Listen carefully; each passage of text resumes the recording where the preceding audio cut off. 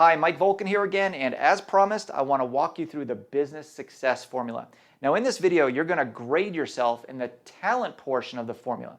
This 14-minute video clip you're about to watch was a presentation I gave at the annual Sales and Scale event in Miami to a bunch of entrepreneurs.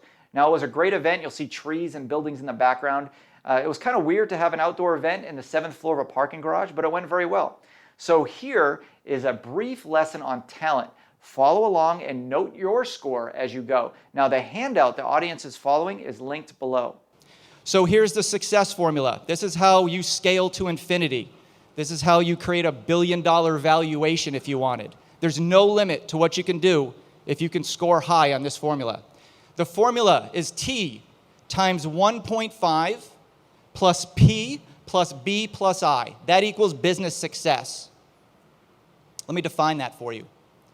Talent times 1.5, we're going to take that number, we're going to multiply it times 1.5 because that is the most important part of running a business is great talent, plus performance, plus brand, plus innovation. Okay?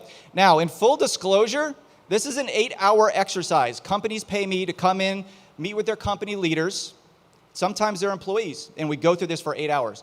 I looked at all of your surveys that you submitted before you came here today, and I customized this presentation to be an hour or less to the companies that I knew were going to be here today. So even though you're going to get a cut-down version, it's still going to be accurate and estimate or exact for you.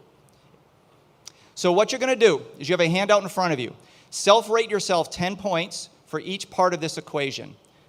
So with talent, you're going to total as high as possible, which is 15 points.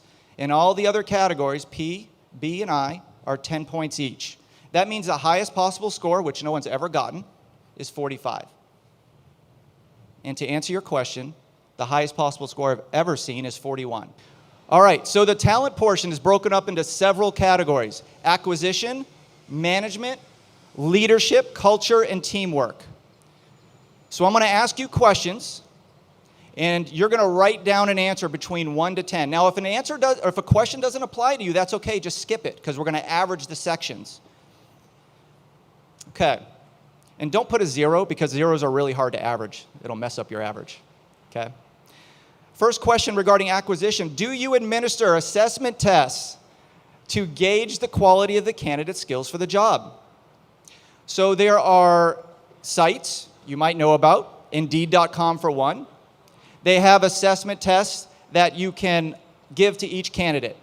Give yourself a 1 if you don't give assessment tests. Give yourself a 10 if you are religious about giving them all the time. The reason why you want to give assessment tests that gauge the candidate's skill is because when people hire, they hire incorrectly. That's the reason why it's so hard to find A players. You hire based on feel and vibration and energy and connection that you have with a human individual.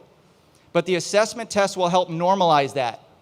Okay, you'll get a score. You can give an assessment test for attention to detail. You can give an assessment test for cognitive behavior. Whatever the skills are for the job that you're trying to hire for, you can give an assessment skill for it. And it'll rank that person in relation to other people as well, and other industry averages.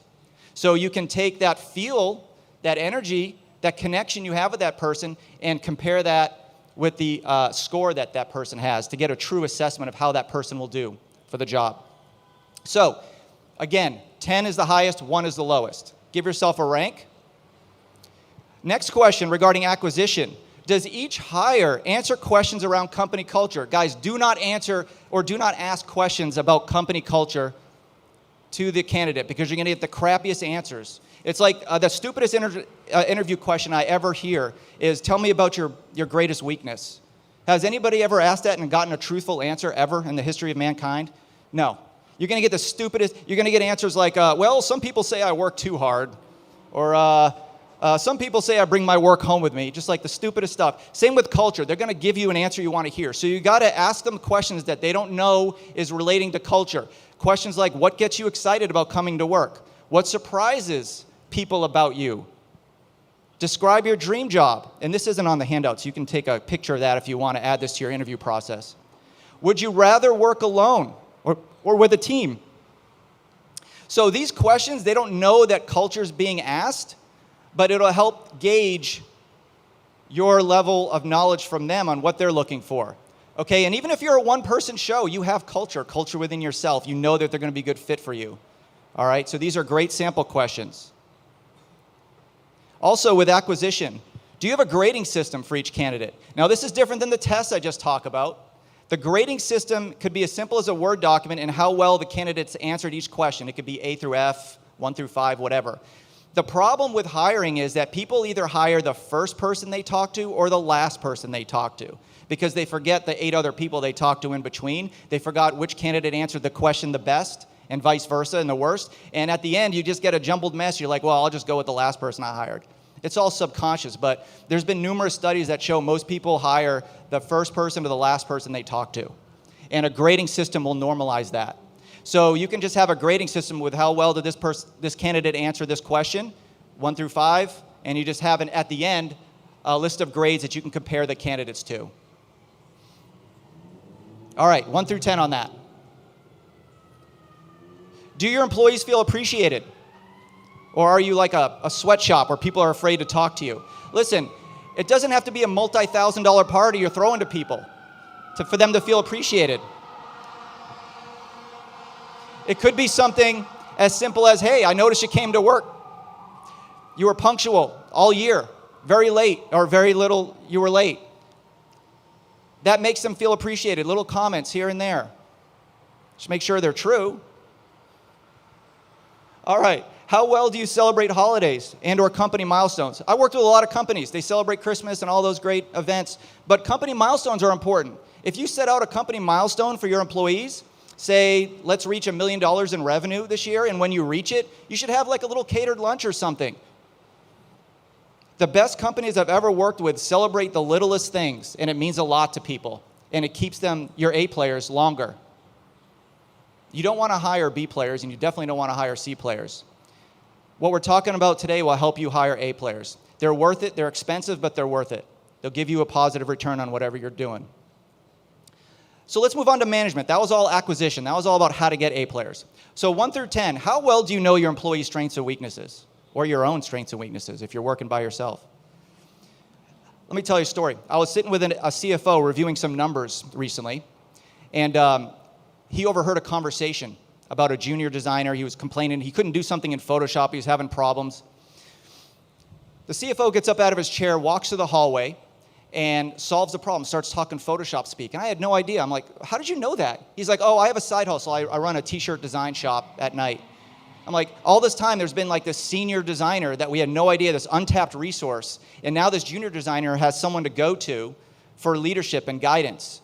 So, and it doesn't have to be work-related. Strengths or weaknesses are in everybody. You can directly ask your employees what their strengths and weaknesses are, and you can find some hidden gems in your existing staff. So rate yourself 1 to 10 on how well you know your strengths and weaknesses of your employees.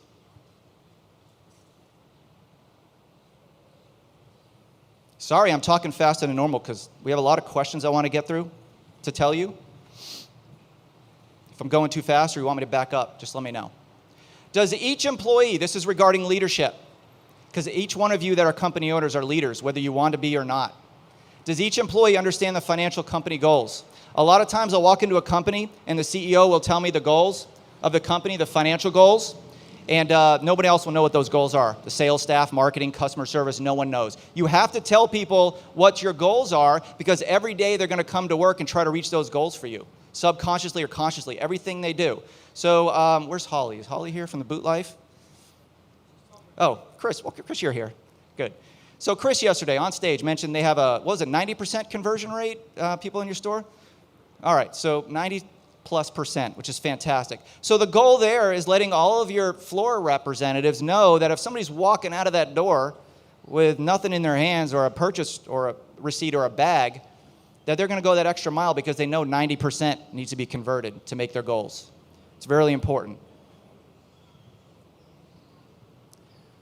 Also, with leadership, does each employee understand the company mission, core values, and value proposition? If you just ask yourself, what is a core value and value proposition? Go ahead and give yourself a 1.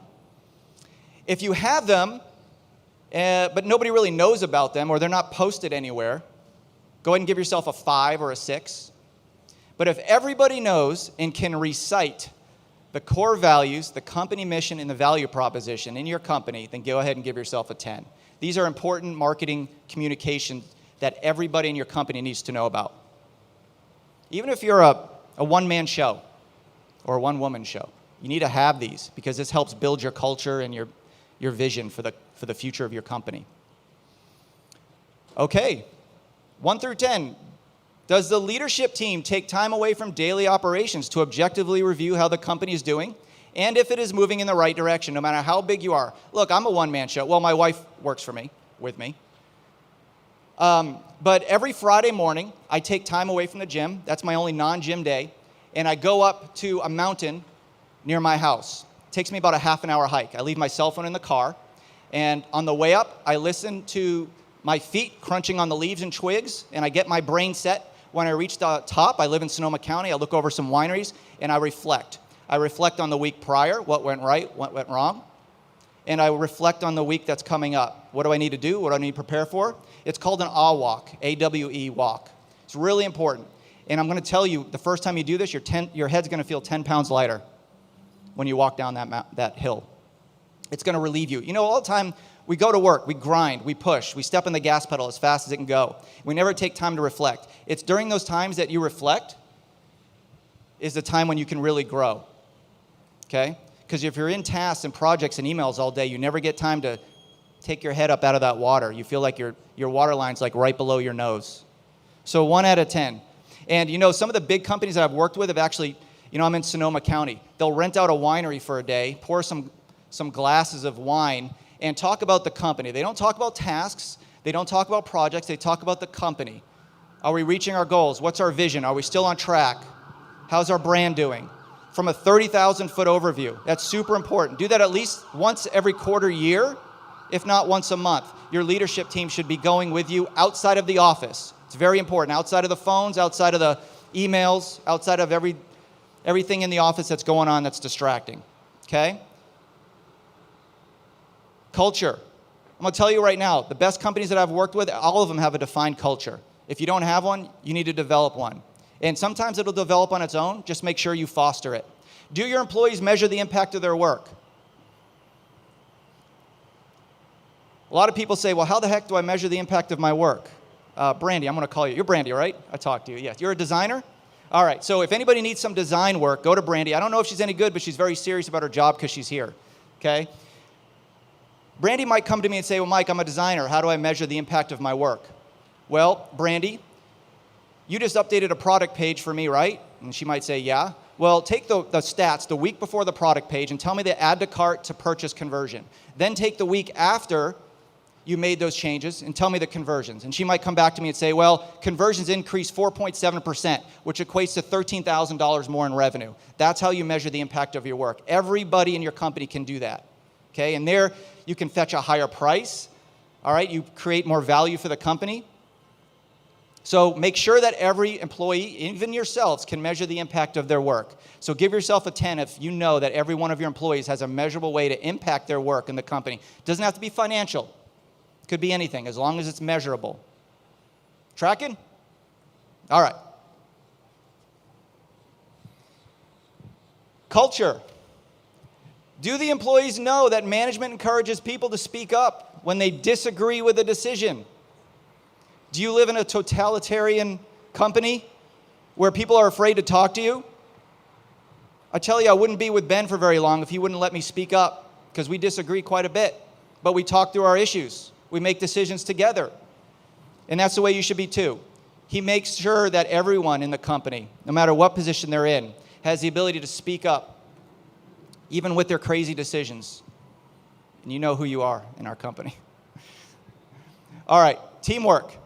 When hiring for a position within a team, is the team involved?